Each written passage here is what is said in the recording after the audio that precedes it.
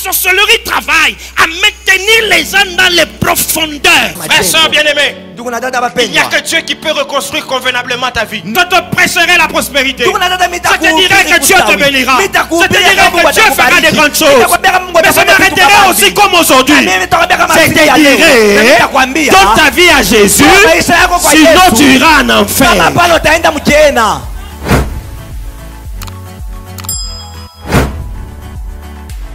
Je le dis encore ce soir, que la droite de l'Éternel signale sa force dans ta vie au nom de Jésus.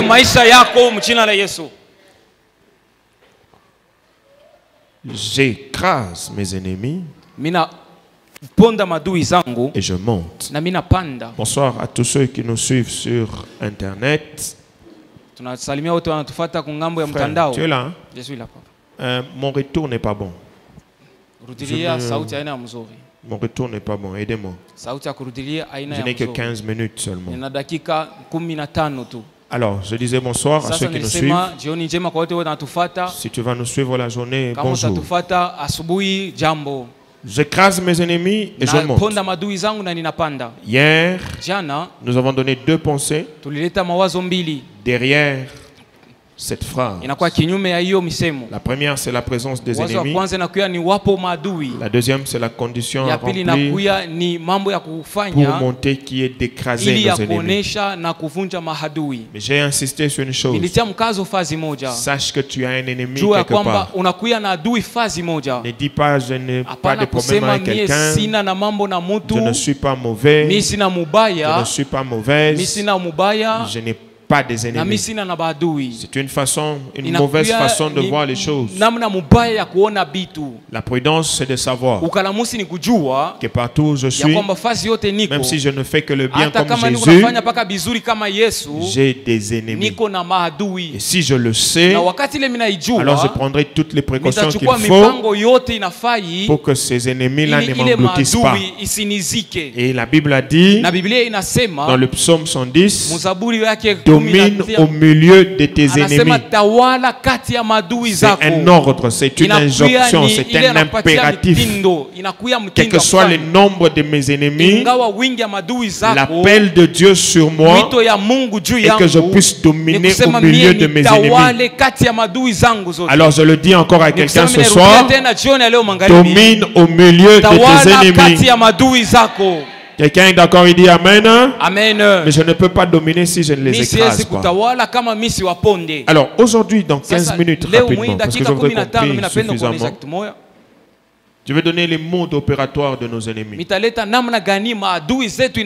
Mode opératoire de nos ennemis. Comment nos ennemis opèrent pour nous dominer, pour nous écraser, pour nous assujettir, pour nous contrôler. Comment est-ce qu'ils opèrent? Il y en a plusieurs façons qu'ils utilisent. Je vais en prendre quelques-unes. Et ce soir, dans 15 minutes, je vais en donner 2. Et c'est sur ça que nous allons prier. Le reste, nous allons continuer. Alléluia. Amen. Le premier mode opératoire que l'ennemi utilise, je l'appelle le siège. Le siège. L'ennemi travaille contre nous en nous assiégeant.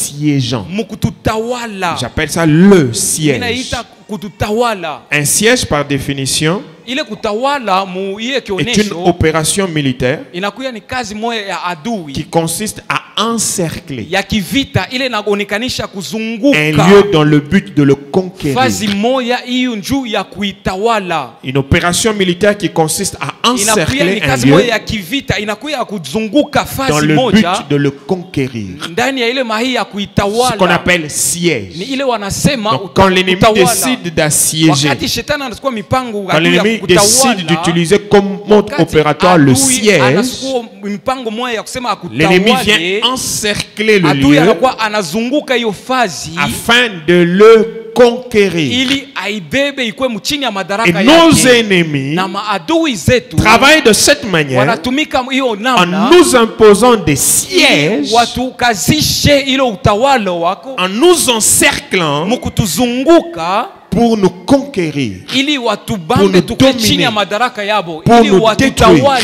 Parce que quand on t'impose un siège, on commence à te contrôler, on t'oblige à vivre d'une certaine manière, on commence à dicter ta manière de faire les choses et on réussit à te détruire.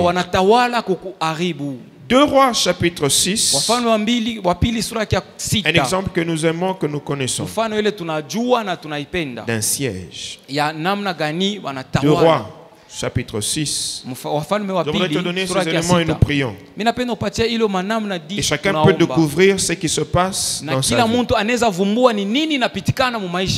2 Rois chapitre 6, verset 24. Trouve-le avec moi. Et nous allons le lire à haute voix. 2 Rois chapitre 6, verset 24 jusqu'à 29. Quelqu'un a trouvé et dit Amen? Vas-y, trouve-le.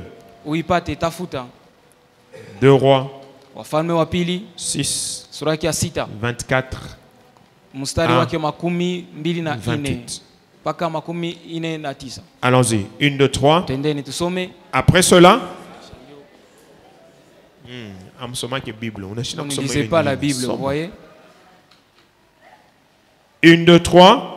Après cela, Ben-Hadad, roi de Syrie, ayant rassemblé toute son armée, monta et assit.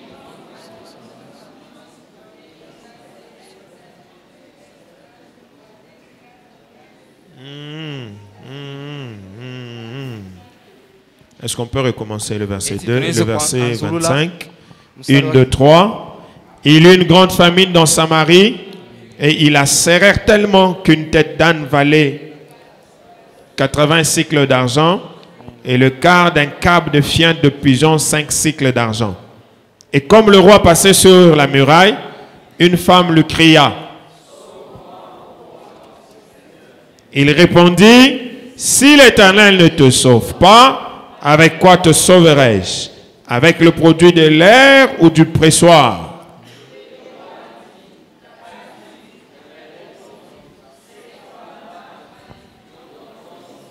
Nous le mangerons aujourd'hui et demain, nous mangerons mon fils. Nous avons fait cuire mon fils et nous l'avons mangé. Et le jour suivant, je lui ai dit, donne ton fils et nous le mangerons. Mais il a caché son fils. Quelqu'un dit Amen. Amen. Quelqu'un dit Amen. Amen. Mode opératoire. Premier mode opératoire, le siège. Aujourd'hui, dans nos termes du 21e siècle, on peut dire l'embargo. L'embargo. Le siège. Cette histoire est révélatrice. Les Syriens viennent en guerre pour combattre Samarie. Je suppose que la Samarie apprend. Parce qu'il y avait toujours un moyen de communication dans le temps. La Samarie se prépare à affronter la Syrie.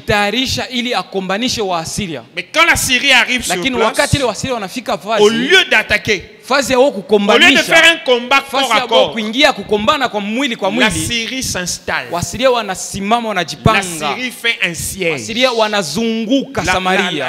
La Syrie encercle la Samarie. Pendant qu'eux attendent que la Syrie attaque, ils viennent avec une armée.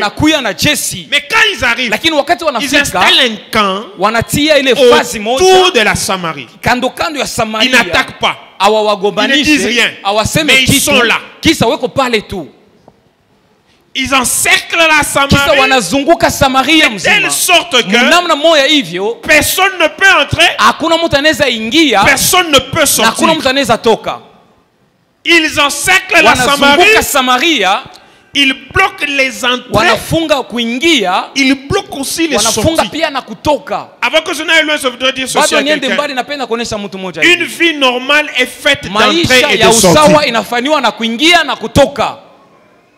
Une vie normale, maisha usawa, elle est faite d'entrer, elle est faite aussi de sortir.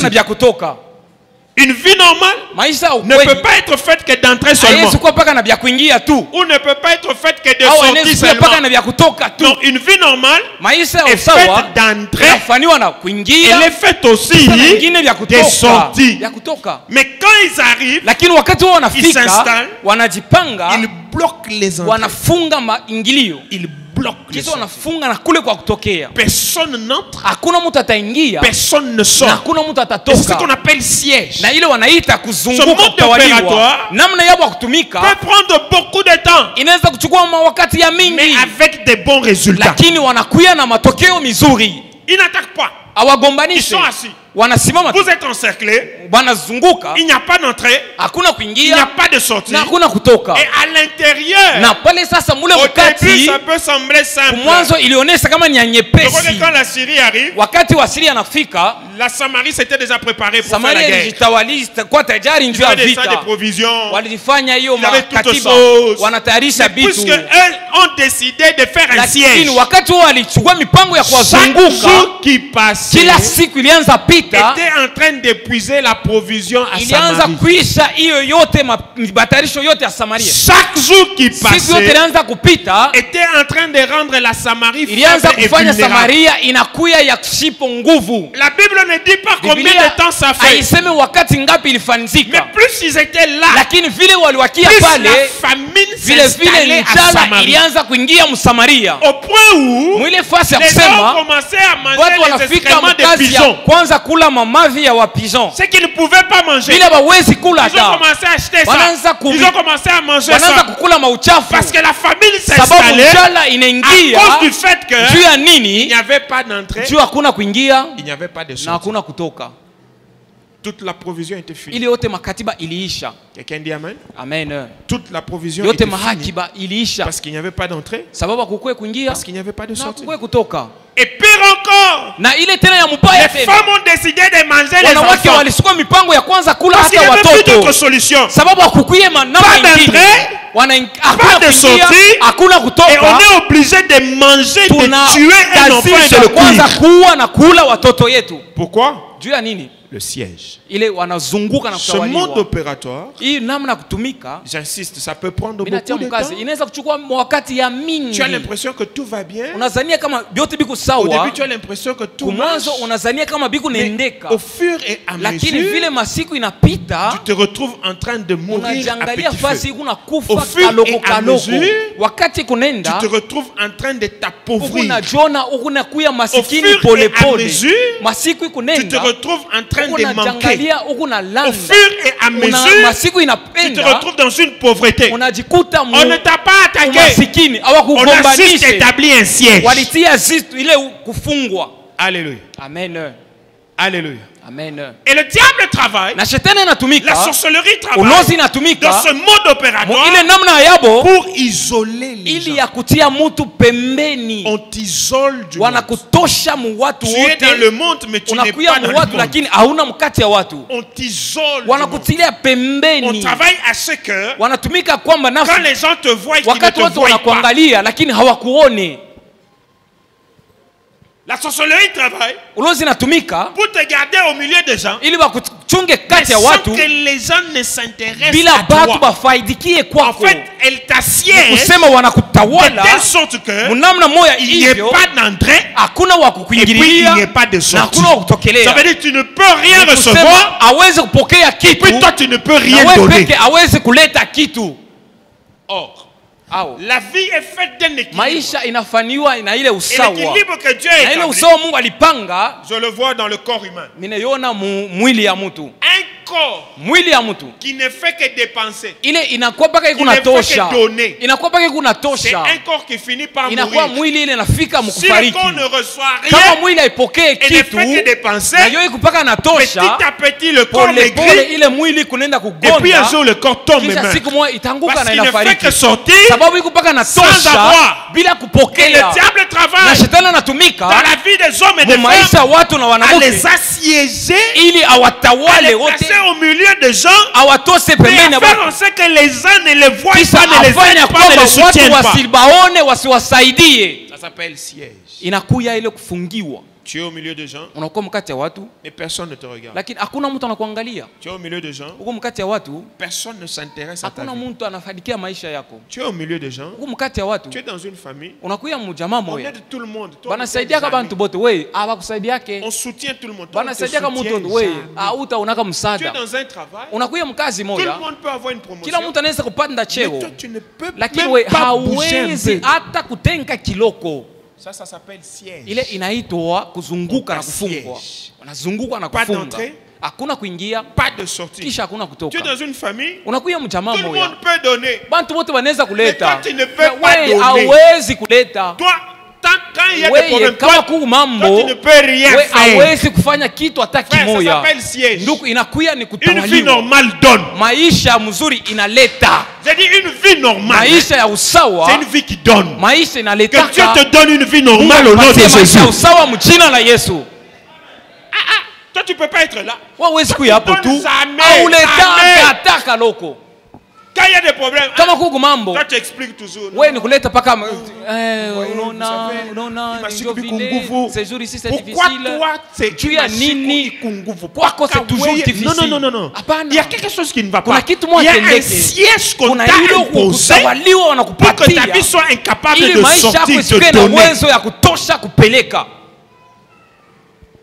Dis avec moi, ma vie donne. Sema na mie maisha yangu inaleta. Dis-le très fort, ma vie donne. Ma vie donne. Dis encore très fort, ma vie donne. Ma vie donne. Je ne peux pas être dans une vie dans laquelle moi je ne donne pas. Je ne donne jamais. Il y a un siège. Kuna ile utawaliwa fulani. Il y a un siège. Kuna kula utawaliwa. Et ce soir nous allons combattre tous les sièges qu'on nous a imposés. Mautawaliwa na ufungo wote.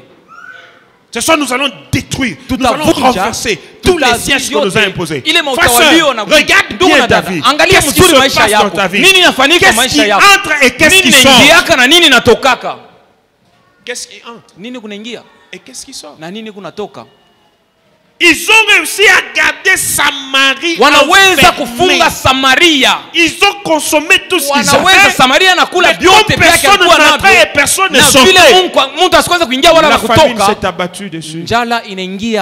Au début c'était facile. Mais au fur et à mesure, ça devenait difficile. Regardez cet homme de la piscine de Bethsaïda. Il est paralytique. Je pose la question. Qui ne peut pas avoir pitié d'un paralytique? Qui ne peut pas avoir pitié d'un paralytique? Qui ne peut pas avoir pitié de quelqu'un paralytique qui a souffert 1 année, 2 ans, 3 ans, 4 ans. Mais le gars a fait 38 à côté de la solution. Au milieu des gens. Lui, il a fait 38 ans. Personne pour l'aider. Personne pour le plonger. Personne pour le soutenir. Aujourd'hui, en méditant, je me suis posé la question. Il mangeait comment? Est-ce qu'il est paralytique? Je me suis posé beaucoup de questions. Mais 38 ans, le gars, il est seul. De telle sorte que quand Jésus vient lui poser la question, sa première réponse est gênée personne. Un siège qu'on a établi. On a établi un siège pour que personne ne le voie. Malgré qu'il souffre, que personne ne le voie. Malgré qu'il souffre, que personne ne l'entende. Même s'il pose le problème, même s'il dit aidez-moi, on l'entend, mais on ne le voit pas. On ne l'aide pas. Il travaille dans ce genre de choses. Tu t'es déjà posé la question? Pourquoi on aide celui qui est à droite, on aide celui qui est à gauche, mais toi on te donne rien? Pourquoi c'est celui qui est à droite qui à gauche qui donne, celui qui est à droite qui donne, et moi je n'arrive toujours pas à donner? Ça c'est un siège. Et mes amis, ne soyons pas de cette catégorie de personnes. À après avoir passé beaucoup de temps dans une situation difficile, kisha kupitisha wakati ya mingi mu magumu, à être là assis, uko pale usha kuikala, à accepter, unaichikia et à dire bon, ça changera. Unasema mbo itabadilika bon, je verrai, on verra. Dieu Tutaonaka tu, Mungu atatendaka. Dieu n'agira pas sans Mungu toi. ashitendake bila wewe. Quelqu'un a compris? Mtu anaelewa? Quelqu'un a compris, dit amen. Mtu anaelewa, nasema amina. Dieu nasema Mungu ne va pas agir sans toi. Ashitatenda bila wewe. Ndio kwa maana anasema pamoja na Mungu tutafanya maajabu. Ni kusema Mungu anafanya sehemu yake na mimi nafanya sehemu yangu. Kama mimi sielewe, kama mimi nabichikia mpaka vile, mimi nasema bitabadilika. Mungu atachunga shughuli, utaelewa ili mambo yaanze kubadilika. Regarde-toi. Ujiangalie. Qu'est-ce qui se passe dans ta vie? Ni nini inapitikana mu maisha yako? Ça entre, binaingia, ça sort, binatoka. Si ça n'entre pas, kama bingia, si ça ne sort pas, kama bitokaki, c'est un siège. Inakuya ni kutawaliwa na kufungiwa. Isaïe 70 ceci. Isaya tes portes ne seront pas fermées, milango yako haitafungiwa ni les jours, hata usiku, ni la nuit, hata mchana, afin de laisser entrer chez toi les trésors des nations. Mautajiri ya manasi ingie ndani. Je proclame sur la vie de quelqu'un l'ouverture des portes et la permanence des portes ouvertes au nom de Jésus. Ça doit rester ouvert. Que les choses entrent et que les choses sortent. Quelqu'un a compris, dit amen. Ça c'est le premier mode opérateur. 5 minutes. Le deuxième mode opérateur, c'est l'infiltration. Ce sont les deux sur lesquels nous allons prier. L'infiltration. Frère soeur, en méditant et en réfléchissant, j'ai compris et découvert que le diable ne sait pas nous attaquer comme ça. Il travaille dans les ténèbres. S'il vient comme ça en face, alors il vient dans la lumière. Et s'il vient dans la lumière, il a déjà perdu d'avance. Parce que nous sommes les enfants de la lumière. Et s'il vient dans la lumière, je le vois, je le détruis directement. Et il travaille dans les ténèbres, mais par l'infiltration. L'infiltration, c'est quoi? L'infiltration, c'est quelqu'un qui s'est fait passer pour quelqu'un d'autre, mais avec un objectif de te détruire. Il entre au milieu de ta famille. Il s'est fait passer pour ta famille. Il s'est fait passer pour ton ami. Il s'est fait passer pour un frère en Christ. Il s'est fait passer pour une soeur en Christ. Il s'est fait passer pour quelqu'un qui est proche à toi. Il s'est fait passer pour quelqu'un qui te comprend. Il s'est fait passer pour quelqu'un qui a des soucis de toi. Il s'est fait passer pour quelqu'un qui a des soucis de ta maison. Et puis il s'approche de toi avec l'objectif de te détruire. Ça c'est l'infiltration. Et là le diable travaille. Jésus, parlant de l'infiltration, il parle des personnes qui se revêtent de peau d'agneau, mais qui sont des loups. À l'intérieur c'est un loup, mais il a porté la peau d'agneau et il entre au milieu des agneaux. Quand nous le regardons, nous disons que c'est un agneau, mais en réalité c'est un loup. Et quand il entre dans cette infiltration, il n'attend qu'une occasion favorable pour frapper. Et la plupart d'entre nous ont été surpris. On les a frappés par quelqu'un qui s'est infiltré. Il y a des églises qui ont été frappées. Quelqu'un s'est infiltré. On a pensé que c'était une bonne personne. On lui a même donné des responsabilités. Et pourtant c'est un loup qui est entré pour détruire. L'infiltration. Et la sorcellerie travaille dans l'infiltration. Il s'infiltre. Vous pensez que c'est la bonne personne, mais c'est la personne qui est mandatée pour faire du mal. Et quand quelqu'un s'infiltre, il est difficile de découvrir que c'est un infiltré. Pourquoi? Parce qu'il prend vos habitudes. Parce qu'il prend vos manières de vivre. Parce qu'il prend tout ce que vous faites. Il le fait comme vous. Vous pensez qu'il est de votre. Et pourtant, c'est un infiltré envoyé pour nous détruire. Quelqu'un me donne un amen. Amen. Quelqu'un me donne un amen, je veux dire quelque chose. Amen. Est-ce que tu es là? Dis amen. Tu es là? Dis amen. Amen. Mon frère, ma soeur, même à l'église, il y a des infiltrés. Quand on dit jeûnons, ils jeûnent. Quand on dit invoquons le feu, quand on dit faisons, il fait. Quand on dit allons dans l'évangélisation, quand on dit chantons, mais un infiltré pour détruire. Et l'église du 21e siècle connaît ces choses. Des gens qui sont là, ce sont des loups, mais qui ont la peau d'agneau.